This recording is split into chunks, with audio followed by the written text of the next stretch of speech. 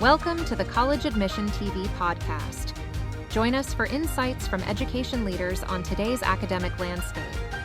We are excited to have as our guest Jim Collins, president of Loras College in Dubuque, Iowa. All right. Well, I always love to start out with your personal journey and your path. Can you talk a little bit about the mentors that really helped shape who you've become today? Sure. Well, I grew up in the Chicago area, and so was fortunate to have a great family led by my parents, and I'm the oldest of six siblings. So I had lots of opportunities to garner advice just inside my home, and also had good role models as well with all of them. But really blessed to have great K through 12 education in Crystal Lake, and then I wound up journeying to Loras College, and it was really a transformational 4 years for me. The relationships I developed, the learning that took place inside the classroom, and the opportunities to be heavily engaged outside the classroom. So there are several faculty and staff members who were very influential during my time as a student. And then as I began my professional journey here at Loras, some of the individuals that were really key to my success or learning were my academic advisor and Karen Storm, faculty member by the name of Frank Noonan, and his brother, Bud Noonan, who was the longtime registrar here. They were all terrific in those early years for me.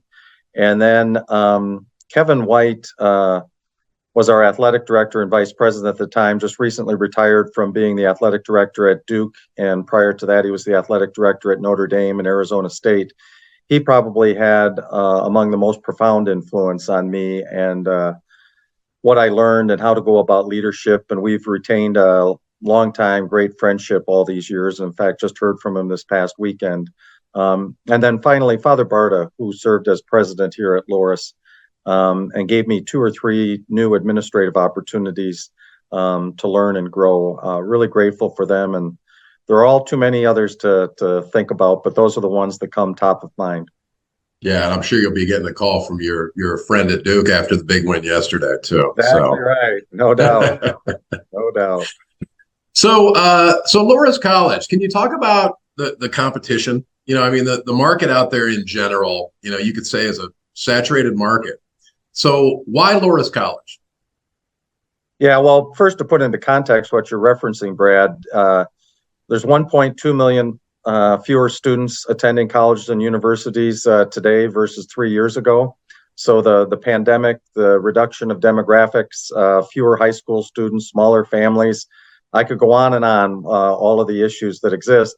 And yet the number of colleges and universities that are in this smaller marketplace remain virtually the same: 2-year, 4-year, private, public, not-for-profit, for-profit.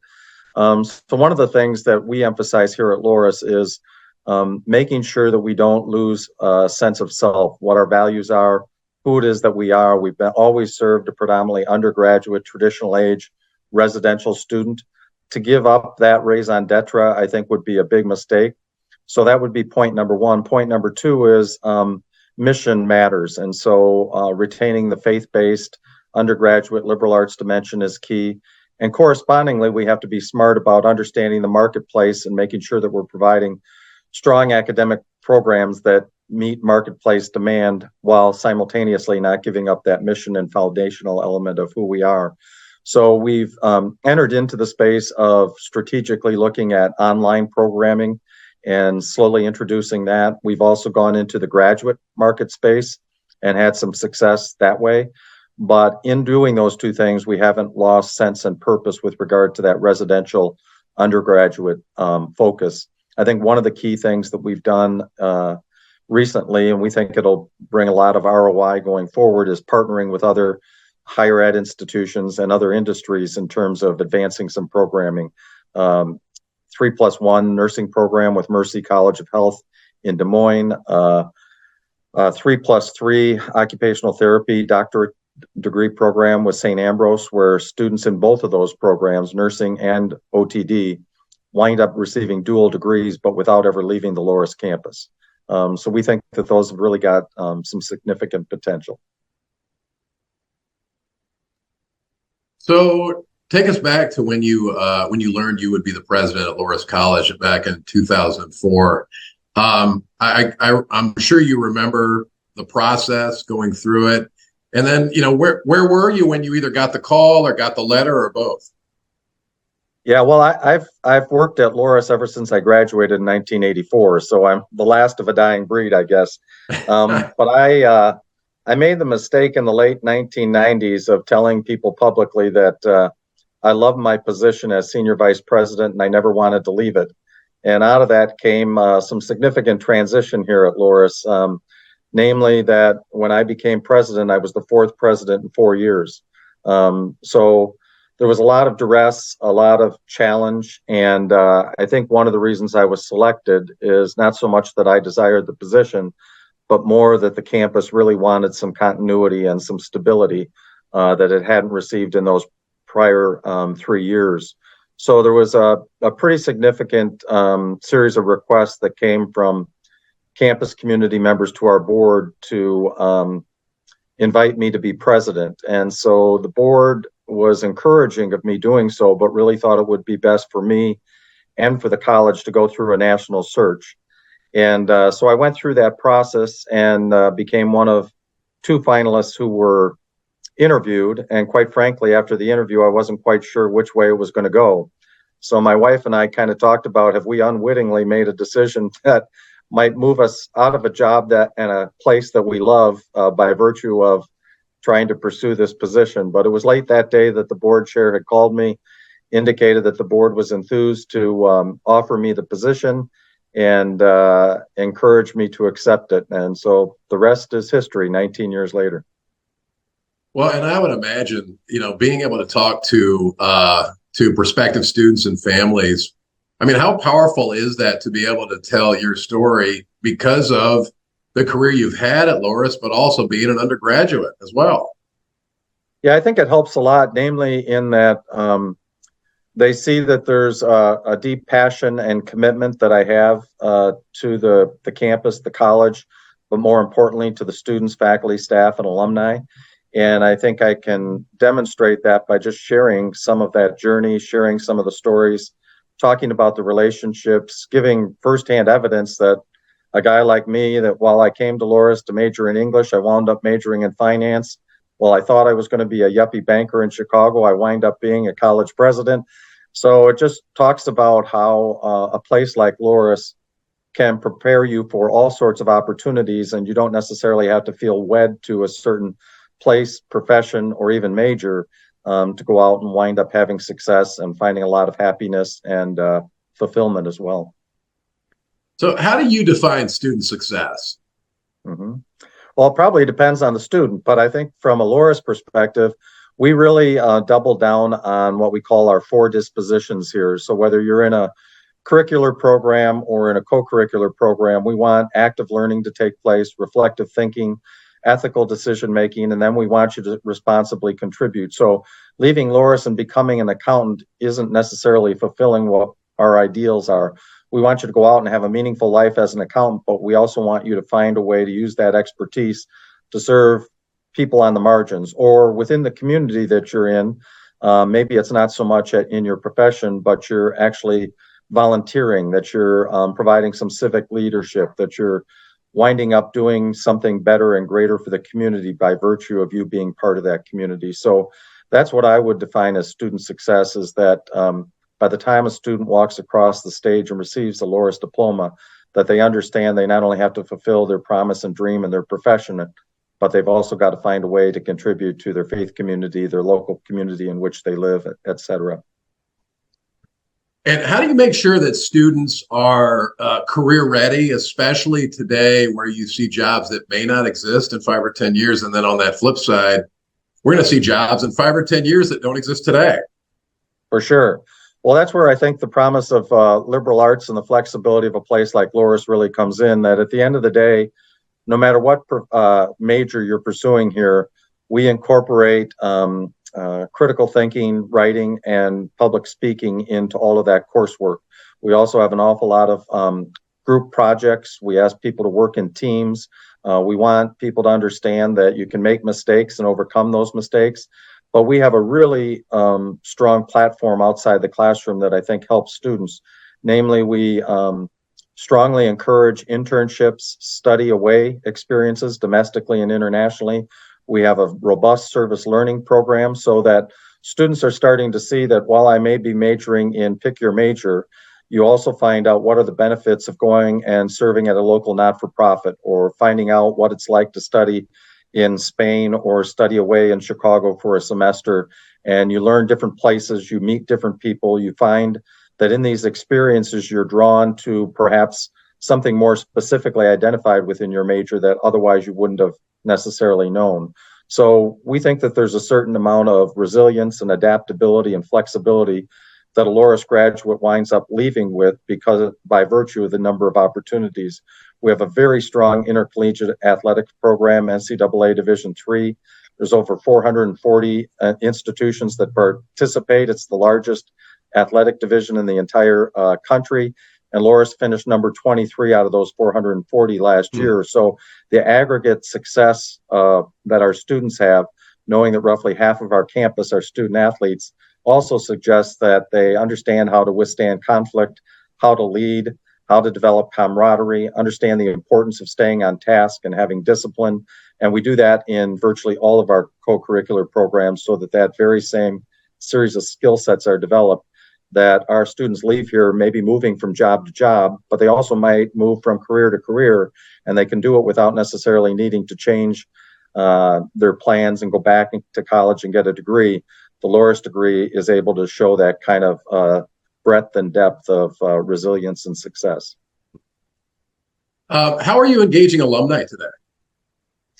We do engage alumni in all sorts of ways, beyond just calling and asking for a gift to the college. That's certainly part of it, but we really try and get students engaged before they leave Loras as to the role that they need to have and that they could play as they go out. So we're really proud of the ways in which our alumni engage our students, oftentimes providing them job shadow opportunities, internship opportunities. Lots of our alumni come back and engage students in panel discussions, classroom presentations, just so that they serve as role models to our students and find a way for our students then to have connections both during their time here at the college and then afterwards. So that's one of the more prominent ways we do engage alumni. And then we have roughly 50 to 60 alumni gatherings that we host throughout the course of the academic year. For instance, I've got trips upcoming to Chicago, to California, to New York, as well as to Colorado just in the next month. All ways in which we bring alumni together regionally, but then simultaneously they're able to hear my update, but also ask the questions and the comments they want. We have a lot of email updates. Today, as an example, was our monthly start of the month update on all things Loras in terms of what we're doing. Alumni are able to write back and ask questions or sign up for an event. Homecoming is arguably one of the best ways in which we engage alumni, almost always the first week of October. We have 25,000 alumni throughout the world, and we generally draw anywhere from 6,000 to 8,000 alumni back to campus just in that one weekend. So it's one of the reasons why Forbes names us as one of the 200 most loved colleges in the country. So how do you overcome what I think is a perception for a lot of private institutions around affordability? Yeah, we private colleges haven't done a very good job over the years of underscoring the 8-second soundbite to say that you can come to places like Loras and find it to be affordable as well as rigorous and rewarding. Basically, what folks don't realize is that when you come to a place like Loras, more often than not, you're going to graduate in 4 years, almost 3 times the rate of what happens at a flagship public university, and you're going to pay almost the same amount on an annualized basis to go to Loras as you will to that same flagship public university. So you don't have to be a mathematician to know that if you pay roughly the same price over 4 years, graduate in 4 years, and then access a job or a graduate school opportunity, like Loras's placement rate is just over 98% over each of the last years of the decade, you wind up making a good wage. You wind up actually saving money by going to a private college versus a public college or university more often than not. So, I look at an institution like Loras that, it's a smaller school, but I think there are such advantages of having that smaller and I'd imagine tight-knit community. So can you talk about the advantages of being a president, at an institution that has roughly 1,300 students? But I'd imagine truly being able to get to know maybe all students and staff. Yeah, one of my greatest joys is graduation day. And just a small example of what you're suggesting, I probably get hugs from about 60% of the graduating class. In other words, that I know them well enough, they know me well enough. We've had an opportunity to build a relationship over the course of their 4 years that there really is this family style kind of relationship that demonstrates itself as an outcome. But I also think that faculty and staff would say similar sorts of things, that when you're in small classes or when you're uniquely bonding as a team on the athletic field, or you're engaged in choir or jazz band, or pick your program that you're engaged in, you really get to know those mentors and role models in a unique way. And we are blessed to get to know the students in that way. So I often remark to prospective students, at the end of the day, you're going to want a job or you're going to want to access graduate school. But one of the best ways to do it is getting to know your professors and staff in such a way that by the time you become a junior, they can write a unique and personalized letter of recommendation in a way that if you went to a larger campus or university, that personalized letter of recommendation may not work. We get a lot of applications for lots of positions here at Loras, but generally I'm narrowing down that pool by either one, looking for that unique letter instead of that generically written letter, or I'm looking for mistakes that people are writing within the confines of that letter. But that unique and personalized letter is something that I think really is a value that many prospective families don't think about, but ultimately is the ROI that you receive when you get that job or you receive acceptance into the graduate school. So where do you see Loras College in the next 5 or 10 years? Well, it's hard to see literally, but I know the plan over the course of the next 5 years is to continue to mount several of these partnerships that I was talking about. We believe conservatively we have the opportunity to increase enrollment from anywhere from 150 to 300 students within those next 5 years. We're in the midst right now of the silent phase of a capital campaign looking to raise $130 million in the next several years to help build our endowment, to provide greater scholarship and student aid for our students, and then simultaneously wanting to upgrade a couple of our buildings and facilities, namely to house healthcare space and our media studies program as well. And then finally, anything we can do to continue to advance the salaries and benefits for our faculty and staff while simultaneously keeping costs affordable. Those are really the key focuses that we have over the course of the next 3 to 5 years. Well, excellent. Well, President Jim Collins of Loras College, hey, thank you so much for spending a little time with us today. Thank you, Brad. Appreciate the opportunity. Have a good day. You too. Thank you. We hope you enjoyed this episode of the College Admission TV Presidential Podcast. Stay tuned for our next episode, where we'll bring you another insightful conversation with a distinguished leader in higher education.